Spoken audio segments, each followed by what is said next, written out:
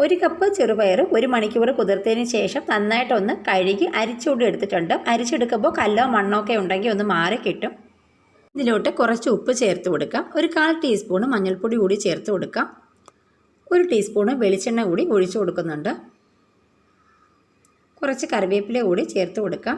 ഇനി നമുക്ക് ഈ പയർ വേവിച്ചെടുക്കാനുള്ള വെള്ളം കൂടെ ഒഴിച്ചു കൊടുക്കാം. സാധാരണ നമ്മൾ വൻപയർ വേവിച്ചെടുക്കുമ്പോൾ കുറച്ച് വെള്ളം മാത്രമേ ഒഴിച്ചു കൊടുക്കൂ. എന്നാൽ നമ്മൾ ചെറുപയർ വേവിച്ചെടുക്കുമ്പോൾ കുറച്ചധികം വെള്ളം ഒഴിച്ചു കൊടുക്കണം.